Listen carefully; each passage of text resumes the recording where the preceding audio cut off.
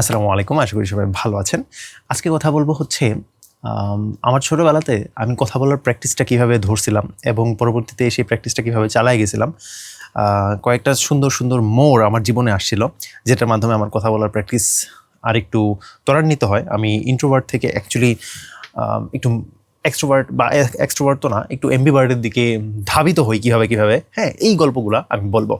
এবং এর সাথে আমার একটা ঘনিষ্ঠ বন্ধুর সম্পর্কেও বলবো, যার নাম হচ্ছে সজীব।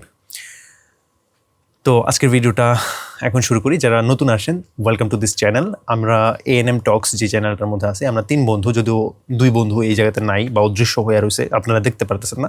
আমরা এখানে নিজেদের বিভিন্ন জিনিসের মধ্যে আমাদের নিজস্ব পার্সোনাল এক্সপিরিয়েন্স শেয়ার করি। আপনি যেহেতু এখানে আসছেন, আপনাকে সতর্ক করে দেয়, এখানে কোনো এডিটেড ভার্সন থাকে না, এডিটেড কোনো ভিডিও হয় না, কথাবার্তা হয় না, সব কিছু আনস্ক্রিপ্টেড হয়। সো আপনি যদি খুব হাই এঙ্গেজিং ভিডিওস দেখে অভ্যস্ত হয়ে থাকেন অথবা এআই স্লপের মধ্যে ঢুকে বসে থাকেন, তাহলে আপনার এই ভিডিওগুলো পছন্দ হবে না। বাট যেহেতু আপনি এখানে চলে আসছেন, thank you very much for clicking this video. তো শুরু করি আমাদের আজকের ভিডিওটা, আজকের কথাবার্তাগুলো। তো ছোটোবেলাতে তো সব বাচ্চা কাচ্চাদেরই বিভিন্ন ধরনের স্বপ্ন থাকে, ছোট থেকে বড়, সব যে কোনো বয়সেই থাকেন না কেন, স্বপ্ন আপনাদের থাকবেই। কিন্তু স্বপ্নগুলো না একটা বয়সের পর না ট্রান্সফার হতে থাকে। যেমন ছোটোবেলাতে আমাদের স্বপ্ন ছিল সুপারম্যান হওয়ার বা স্পাইডারম্যান হওয়ার। তো ওই স্বপ্নগুলো তো খুবই কি বলবো, প্র্যাকটিক্যাল না। অর নাকি এগুলো আসলে প্র্যাকটিক্যাল? সুপারম্যান হওয়া যায় না, কিন্তু সুপারম্যানের মনটা তো থাকা যায়, তাই না? বড় মন করে আপনি অ্যাকচুয়ালি অনেক কিছু করতে পারেন, তাই না? হয়তো কোনো মানুষ বাঁচায় ফেলেন, আপনি সুপারম্যানের থেকে কম তো কেউ না, তাই না? লাইক রানা প্লাজারের মধ্যে যারা স্কাউট ছিল, হ্যাঁ, যারা কিনা ওই লাশগুলা নিয়ে আসছিল, হ্যাঁ, বা অথবা যেই মেয়েটাকে ওই পাইপের মাধ্যমে খুব গভীর থেকে বের করে আনা হয়েছিল, প্রত্যেকটা মানুষই এক একটা সুপারম্যান ছিল, ঠিক আছে? যারা কিনা এই জায়গার মধ্যে রেস্কিউ টিমের মধ্যে অংশগ্রহণ করছে। So there are so many superman, maybe not powerful like superman, but they are superman like from their heart, ঠিক আছে? সো সেই কথাতে না যাই। তো ছোটোবেলাতে আমরা স্বপ্ন দেখতাম যে সুপারম্যান হব, স্পাইডারম্যান হব, হ্যাঁ, ব্যাটম্যান হব। আস্তে আস্তে বড় হওয়ার পরে স্বপ্নগুলো একটু প্র্যাকটিক্যাল হওয়া শুরু করে। কিন্তু প্র্যাকটিক্যাল বলতে ডাক্তার হব, ইঞ্জিনিয়ার হব, আর আরেকটু সামনে যদি যাই তাহলে হয়তো টিচার হব, উকিল হব, ব্যাংকার হব। এই 4 থেকে 5টা স্বপ্নের মধ্যেই কিন্তু আমাদের ফিউচার গোলটা নির্ধারিত হয়ে যায়। লাইক এই 5টার বাইরে অ্যাকচুয়ালি আমরা কোনো কিছু চিন্তা করতে পারি না। লাইক আমরা যে ব্যবসা করব, উদ্যোক্তা হব, এই ধরনের চিন্তা তো আসেই না। আর এর থেকে বাইরে আপনি যদি বলেন আপনি লাইক আপনি লেখক হবেন, আপনি আর্টিস্ট হবেন, আপনি সিঙ্গার হবেন, ওহ মাই গুডনেস, ভালো জুতা ছিঁড়া যাবে আপনার উপরে পড়তে পড়তে, বুঝছেন? আপনার বাসার ঝাড়ু আপনার পিছে ভাঙা হবে, বুঝছেন? আপনি ডাক্তার, ইঞ্জিনিয়ার ছাড়া আপনি অন্য কিছু কেন বলেন? তো এইসব পরিবেশের মধ্যে আমি একটু ব্যতিক্রম স্বপ্ন দেখতে পছন্দ করতাম। ব্যতিক্রম স্বপ্ন দেখতে না, লাইক ওই স্বপ্নগুলা এক্সপ্লোর করতে পছন্দ করতাম। যেমন ধরেন, আমি যখন একটু বড় হই, ঠিক আছে, আমার কেন জানি কীভাবে জানি বিজ্ঞানী হবার খুব স্বপ্ন হয়ে গেছে। আই ডোন্ট নো, মানুষের স্বপ্ন তো থাকে, তাই না? বিজ্ঞানী হব আমি স্কুলের মধ্যে বইলা বেড়াতাম। এটার পিছনে কারণ আমি জানি না, তবে আমার স্কুলের মধ্যে একজন টিচার আসছিল। এই টিচার সম্পর্কে আমি পরবর্তীতে একটা ভিডিওতে বলবো, কারণ ওনাকে সম্পর্কে বলার মতো অ্যাকচুয়ালি অনেক কিছু আছে। উনি আমার জীবনের মধ্যে খুব বড় ধরনের চেঞ্জ আনতে সাহায্য করছিল। আমার জীবনে যত ভালো না, আমার জীবনে সবচেয়ে মোড় ঘুরায় দেওয়ার মতো যেই কয়েকজন শিক্ষকের অবদান আছে আমার জীবনের মধ্যে, তার মধ্যে উনি হচ্ছে আমার একজন সায়েন্সের শিক্ষিকা, যিনি আমাদের স্কুলের মধ্যে আসার পর থেকে অনেক স্টুডেন্টই বিজ্ঞানের দিকে না একটা আকৃষ্ট, একটা মোহিত হয়ে গেছিল, যে সায়েন্স এত মজার, সায়েন্স এত উপভোগ্য একটা সাবজেক্ট। এই জিনিসটা উনি আসার পরে আমরা বুঝতে পারছিলাম, যার কারণে আমি ভাবছিলাম যে আমি বিজ্ঞানী হব বড় হয়ে, হ্যাঁ, আমি অনেক দারুণ দারুণ জিনিস আবিষ্কার করব, দেশ ও দশকে সাহায্য করব, এই ধরনের জিনিস ছিল।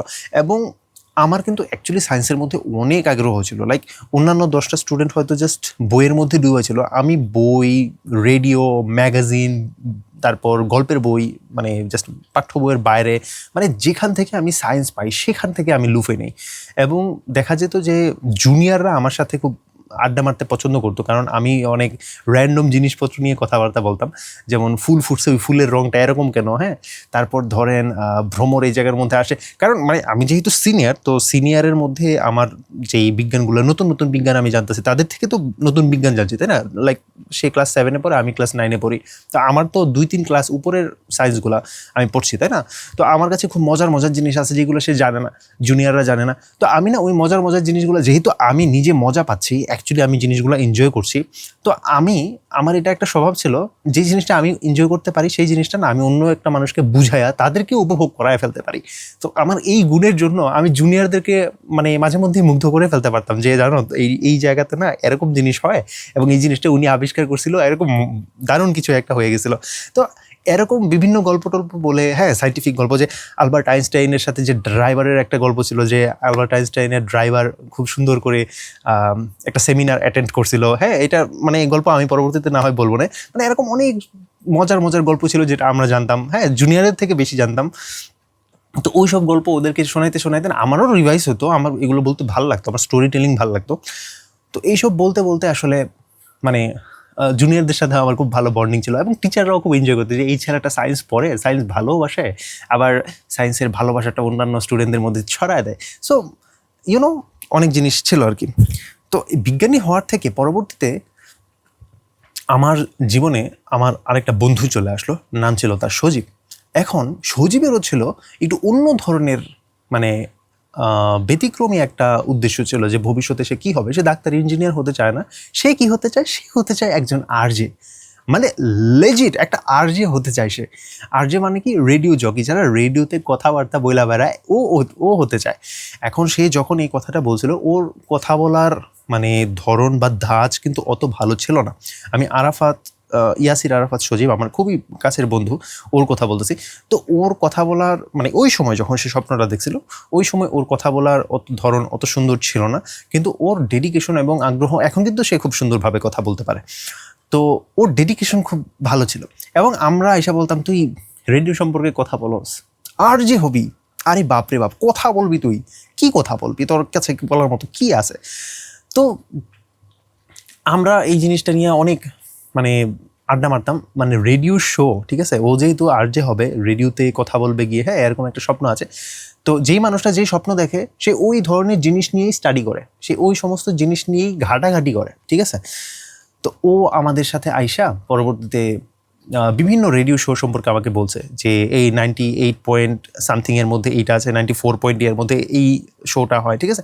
ও আমাদেরকে মানে বিভিন্ন শো সম্পর্কে আমাদেরকে জানায় ফেলছে, যে কোন জায়গাতে ভূত এফএম হয়, কোন জায়গাতে কুয়াশা হয়, কোন জায়গার মধ্যে ওই আরজে কিবরিয়ার শোগুলো হয়, ডর হয় কখন, হ্যাঁ।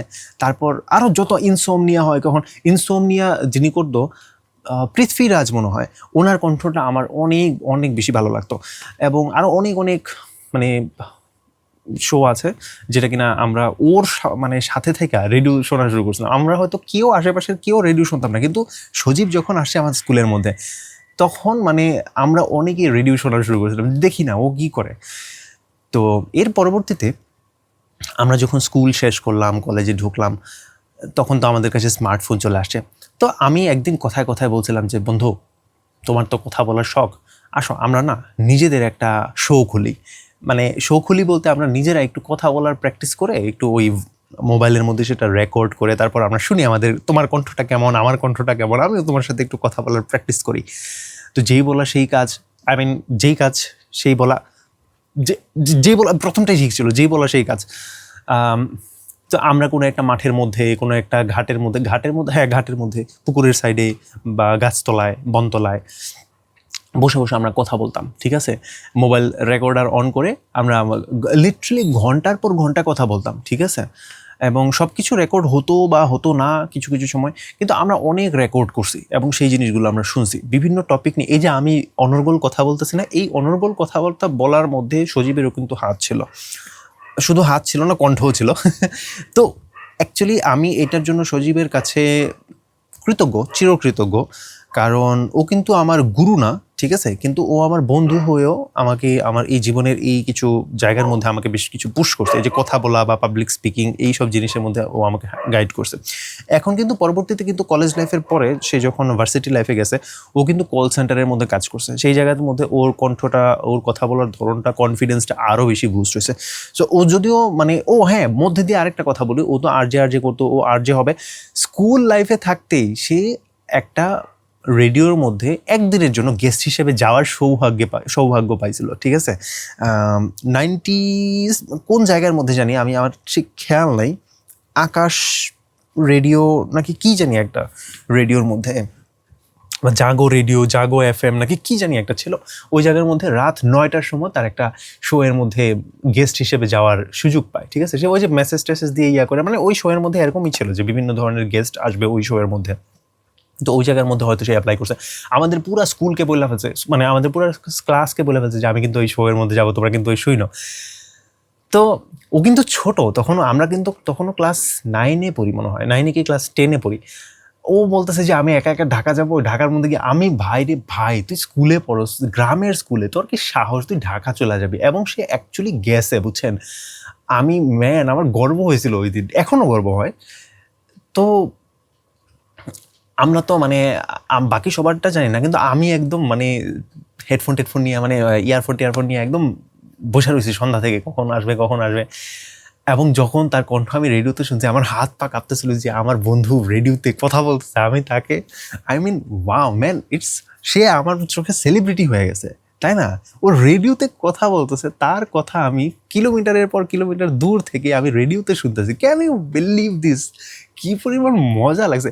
ওরও যে কি সুন্দর একটা এক্সপিরিয়েন্স হয়েছে, আপনি বুঝতে পারতেছেন। ক্লাস 9-এর একটা ছেলে, গ্রামের একটা ছেলে, সে শহরে একা একা গিয়া সেই জায়গার মধ্যে কোনো একটা রেডিওতে পারফর্ম করে তারপর চলে আসতেছে। ট্রাস্ট মি, ওই জায়গার মধ্যে ও খুব নার্ভাস ছিল, এটা বোঝা যেতেছে। জীবনের প্রথমবার মাইক সামনে, একটা অপরিচিত মানুষ এই জায়গাতে, যদিও ওনার শো ও প্রত্যেক দিন না, মানে নিয়মিতই শুনতো, বাট তারপরও প্রথমবার মাইক সামনে পাইয়া, মানে ওর কাছে কথা বলার মতো ওর কাছে কোনো টপিকই ছিল না। ও যে কত বেশি নার্ভাস ছিল, যদিও আর যে ওকে খুব মানে কমফোর্ট করার চেষ্টা করতে, যে আপনি কিছু কথা বলেন, একটু নার্ভাস চিল হন, রিল্যাক্স হন, ঠিক আছে, নো প্রবলেম, ওই যে মেসেজটা পড়েন, এটা করেন, সেটা করেন, আপনি নিজের মতো করে করেন। কিন্তু তারপরে সে অনেক বেশি নার্ভাস ছিল, যেহেতু প্রথমবার, ঠিক আছে।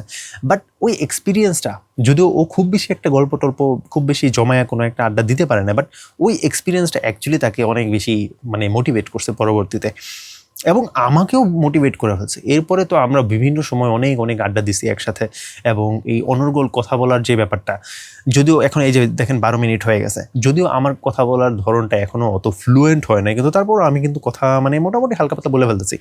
আমার এই যে ওর সাথে থাকতে না, এই যে আরজে হব, এই ধরনের ব্যাপার, আমি না পরবর্তীতে সাংস্কৃতিক মহলের মধ্যে অনেক অ্যাক্টিভ হয়ে গেছিলাম। মানে এই যে এতদিন বলছিলাম যে গল্পের শুরুতে, এই ভিডিওর শুরুতে, যে আমার বিজ্ঞানী হওয়ার খুব শখ ছিল, সায়েন্সকে আমি ভালোবাসতাম তখনও, কিন্তু আমার পরবর্তীতে সাংস্কৃতিক ব্যাপার স্যাপারের মধ্যে আগ্রহ হয়ে গেছে ফর আনাদার টিচার, ঠিক আছে। কারণ ওই জায়গার মধ্যে আমার স্কুলের মধ্যে আরও একজন টিচার আসছিল, যে কিনা এই বাংলা বা সাহিত্য চর্চার মধ্যে অনেক বেশি আগ্রহী ছিল।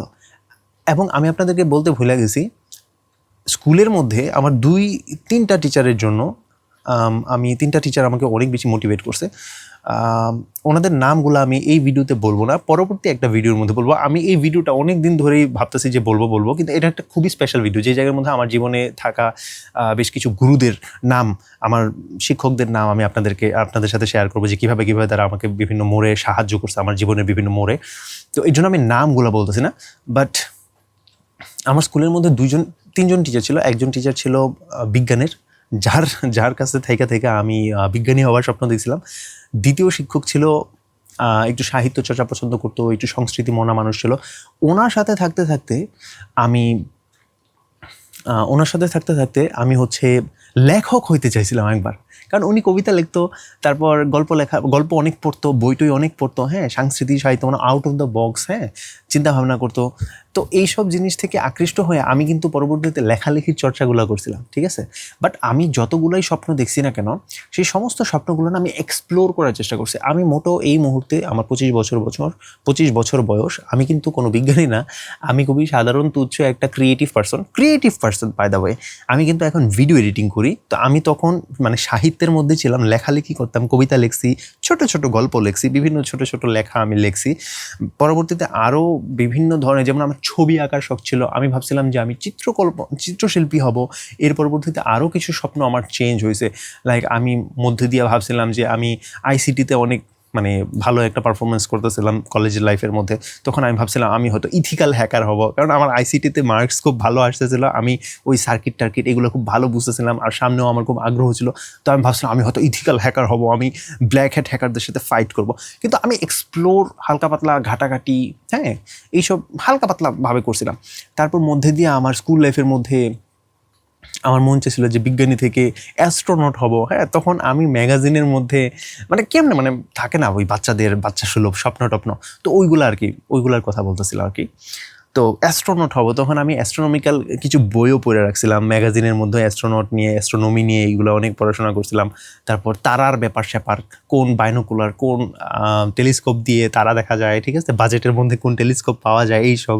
তারপর রাশি টাশি, কিন্তু এইগুলো কিন্তু অ্যাস্ট্রোলজি কিন্তু একটা জিনিস, অ্যাস্ট্রোনমি কিন্তু আরেকটা জিনিস। হ্যাঁ, এটা নিয়ে পরবর্তী আরেকটা আমার কাছে টপিক কিন্তু অনেক আছে ভিডিও বানানোর মতো। আপনি জাস্ট কমেন্টের মধ্যে বললেন কখন কোনটা চান আপনারা, ঠিক আছে। তো এইসব, এবং বিজ্ঞান চিন্তা আমি ম্যাগাজিন পড়তাম, তো ওই জায়গার মধ্যে অনেক জিনিস আমি জানতাম। হ্যাঁ, তো এইসব নিয়ে পরবর্তীতে কথা বলা যাবে, আমার গুরুদের সম্পর্কে কথা বলা যাবে। তো ছোটোবেলায় এই যে আউট অফ দ্য বক্স স্বপ্ন দেখার যে ব্যাপারটা, এটা দেখতে আমার গুরুরা সাহায্য করছে। এই যে সায়েন্স টিচারের জন্য আমি বিজ্ঞানী হওয়ার স্বপ্ন দেখছি, অ্যাস্ট্রোনট হওয়ার স্বপ্ন দেখছি। তারপর এই সাহিত্য মানার টিচারের জন্য আমি লেখালেখি করার স্বপ্ন দেখছি, ছবি আঁকার স্বপ্ন দেখছি, অন্যান্য সাংস্কৃতিক স্বপ্ন দেখছি। হ্যাঁ, এইসব নিয়ে আমি পরবর্তীতে কথা বলবো, কারণ আমার লেখালেখি নিয়ে একটু কথা বলার আছে, ঠিক আছে। যে আমি ওই লেখালেখি, আমি কিন্তু কবিতা আবৃত্তি করে তারপর বেশ কিছু প্রাইজও পাইছি, ঠিক আছে, এবং থালাবাটি পাইছি, ব্লা ব্লা ব্লা, যে জিনিসগুলো পাওয়া যায় বাংলাদেশের স্কুলের মধ্যে। But I am really glad, কারণ পুরস্কারটা মেইন জিনিস না, এক্সপিরিয়েন্সটা মেইন জিনিস, এবং আমার সম্মাননাটা হচ্ছে মেইন জিনিস। তো ওইসব জিনিস, বিভিন্ন জিনিস পাইছি। তারপর বড় হওয়ার পরে যখন আরও কলেজ টিচারদের সাথে যখন যুক্ত হয়েছি, তখন তো আমার জীবনের মধ্যে আরও মোড় আসা পড়ছে। এইসব নিয়ে আমি পরবর্তী কোনো একটা ভিডিওর মধ্যে কথা বলবো। ততদিন পর্যন্ত বিদায় জানাই আজকের ভিডিওটার জন্য। আজকের ভিডিওটা মনে হয় অনেক খোলামেলা হয়েছে, তাই না? আপনারা হয়তো খেয়াল করছেন, আমি যখন মুস্তাকিমের সাথে বা এই চ্যানেলের অন্যান্য মানুষদের সাথে, অপুর সাথে থাকি, মুস্তাকিমের সাথে থাকি, তখন আমি খুব না মানে খোলামেলাভাবে নিজেকে এক্সপ্রেস করতে পারি, অনেক হাসাহাসি করি, অনেক এনজয় করি। কিন্তু যখন একা একা ভিডিও করি, তখন কিন্তু ওই এক্সপ্রেশনটা বের হয় না। লাইক আমি অত বেশি হাসি না, আমি অত বেশি মানে জোকস করি না, কমেডি করি না। আই থিঙ্ক একটা সঙ্গ থাকা উচিত। একা একা সমস্ত ইমোশনগুলো আসলে বের করা যায় না। লাইক আমার সামনে ক্যামেরা আছে, ক্যামেরা আমাকে দেখতেছে, আমি একটু নার্ভাস ফিল করি ক্যামেরার মধ্যে। আমি একটু আগে মাত্র খাবার খাইছি, একটু আগে মাত্র লাঞ্চ করছি, রাত বাজে 1টা, আমি লাঞ্চ করছি একটু আগে, কারণ আমার টাইমগুলো একটু উলট পালট। তো ভিডিও অনেক বড় হয়ে গেছে, 18 মিনিট হয়ে যাবে একটু পরে। কিন্তু কিছু কিছু মানুষ আছে যারা, আমি মনে করি যে কিছু কিছু মানুষ থাকবে ভবিষ্যতে, মেবি আজকে না, মেবি 6-7 মাস পরে বা 1 বছর পরে হয়তো এরকম কিছু মানুষ থাকবে যারা কিনা এই 17 নম্বর, এই 18তম মিনিটের ভিডিওগুলোও শুনবে। তো আপনি যদি আপনি ভবিষ্যৎ থেকে দেখতেছেন, অনেক বেশি ধন্যবাদ। আপনি হয়তো বুঝতে পারতেছেন যে এটা হচ্ছে 22তম ভিডিও। এই 22তম ভিডিওর মধ্যে আমি হয়তো খুব গুছায় কথা বলতেছি না। আপনি যদি, আমি জানি না আপনি কততম ভিডিও দেখতেছেন, মেবি 100তম ভিডিও, মেবি 200তম ভিডিও। আপনি আমাকে একটু বললেন তো কমেন্ট বক্সের মধ্যে যে 200তম ভিডিও দেখার পরে যখন আপনি এই ভিডিওটা দেখতেছেন, তখন আমার পারফরমেন্সটা অ্যাকচুয়ালি কত ছিল, আমি কমেন্টে আপনি আমাকে জানান, ঠিক আছে? এটা আপনাকে একটা টাস্ক দিলাম। আই ডোন্ট নো মানে আমার কোনো ফ্যান হবে কিনা ভবিষ্যতে, বাট আমি ফ্যান বানাবার জন্য আসলে ভিডিও করছি না, ব্রাদার বানানোর জন্য করছি। You are my brother, you know. আচ্ছা, ঠিক আছে, আজকের জন্য এই পর্যন্তই থাকুক, কেমন? আশা করি আপনারা ভালো থাকবেন। পরবর্তীতে আরও বিভিন্ন কথাবার্তা নিয়ে আড্ডা হবে। সজীবকে নিয়েও আমি চেষ্টা করব সজীবকে এই চ্যানেলের মধ্যে, এই ভিডিওর মধ্যে কোনো না কোনো জায়গাতে আনার, ঠিক আছে? আর কি, nothing special today. Thank you very much. আসসালামু আলাইকুম।